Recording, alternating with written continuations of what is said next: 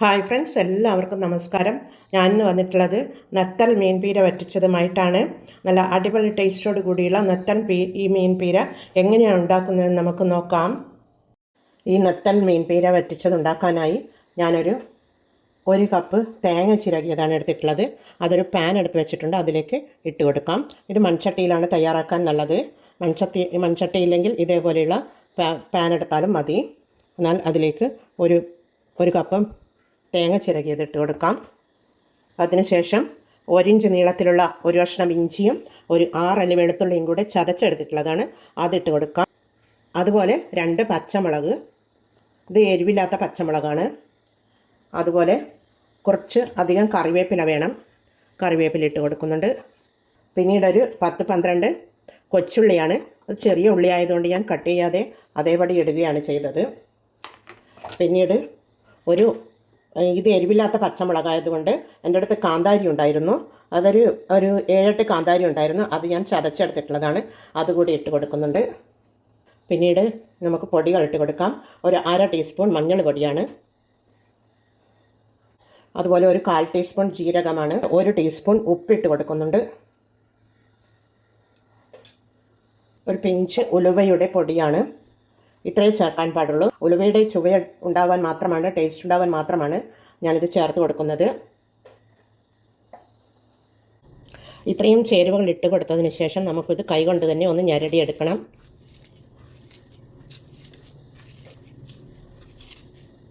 ഇത് പകുതി ഞെരടിയതിന് ശേഷം ഇതിലേക്ക് 2 ടേബിൾ സ്പൂൺ വെളിച്ചെണ്ണ ഒഴിച്ചു കൊടുക്കാം. ഇതുപോലെ ഇങ്ങനെ ഒഴിച്ചു കൊടുക്കാം. എന്നിട്ട് വീണ്ടും പിന്നെയും ഞെരടി കൊടുക്കുക. ഇതേപോലെ ഒന്ന് കുഴച്ചെടുത്തതിന് ശേഷം നമുക്കിതിൻ്റെ അകത്ത് നെത്തോലി ഇട്ട് കൊടുക്കാം. ഇതൊരു 200 ഗ്രാം നെത്തോലിയുണ്ട്, അത് നമുക്കിതിലേക്ക് ഇട്ട് കൊടുക്കാം. പിന്നീട് ഇതിലേക്ക് ഞാൻ 1 നെല്ലിക്ക വലുപ്പത്തിൽ വാളൻ പുളി വെള്ളത്തിലിട്ടിരുന്നു, അത് നമുക്ക് കൈകൊണ്ട് തന്നെ ഒന്ന് ഞെരടിയെടുത്ത് അതിൻ്റെ വെള്ളം അതിലേക്ക് ഒഴിച്ചു കൊടുക്കാം.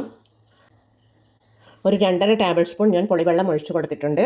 അത് ഒഴിച്ചതിന് ശേഷം എല്ലാം കൂടി വീണ്ടും ഒന്ന് ഇളക്കിയെടുത്തതിന് ശേഷം നമുക്കിത് ഇതുപോലെ അമർത്തി ഒന്ന് പൊത്തി വെച്ച് നമുക്ക് സ്റ്റൗ മീതെ വെച്ചൊന്ന് വേവിച്ചെടുക്കാം. ഇതിവിടെ ഫ്ലെയിം ഓണാക്കി കൊടുത്ത് സ്റ്റൗ മീതെ വെച്ച് കൊടുത്തിട്ടുണ്ട്. ഇത് ഒരു മീഡിയം ഫ്ലെയിമിലാണ് ഞാൻ വെച്ചിട്ടുള്ളത്. ഇപ്പോൾ മൂടിയിട്ട് കൊടുക്കാതെയാണ് വേവിച്ചെടുക്കുന്നത്. 2 മിനിറ്റ് ഇതുപോലെ വെച്ച് കഴിഞ്ഞ് നമുക്ക് പിന്നീട് കുറച്ച് സമയം മൂടിയിട്ടിട്ട് വേവിച്ചെടുക്കണം. എന്നാൽ അത് അവിടെ നിന്ന് വെന്ത് വരണം. ഇതിൽ 2 ടേബിൾ സ്പൂൺ വെളിച്ചെണ്ണയും 2.5 ടേബിൾ സ്പൂൺ പുളിവെള്ളവും മാത്രമേ ഇതിലേക്ക് ഞാൻ വെള്ളമായിട്ടും ലിക്വിഡായിട്ടും ഒഴിച്ചു കൊടുത്തിട്ടുള്ളൂ. ബാക്കിയൊക്കെ ഇതിൽ നിന്നും വെള്ളം ഇറങ്ങി വരും. ആ തേങ്ങയുടെയും എല്ലാം വെള്ളം അതിൽ നിന്ന് ഇറങ്ങി വരുന്ന അതിൽ വെന്ത് വന്നുകൊള്ളും. ഇതിവിടെ ഇങ്ങനെ ചെറുതായി ഒന്ന് ചൂടായി വരുന്നുണ്ട്.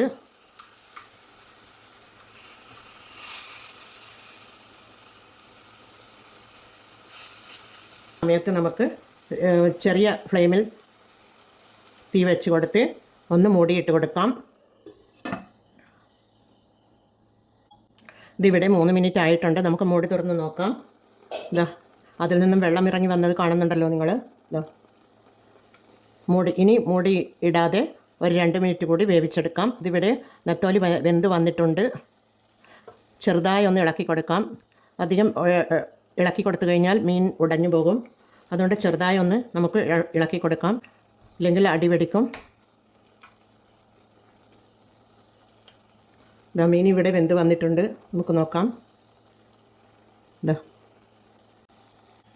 2 മിനിറ്റ് ആയിട്ടുണ്ട്. മീൻ കഷ്ണങ്ങൾ ഉടയാതെ നമുക്ക് കിട്ടിയിട്ടുണ്ട്. കുറച്ച് വെള്ളം ഇതിലേക്ക് വേണം.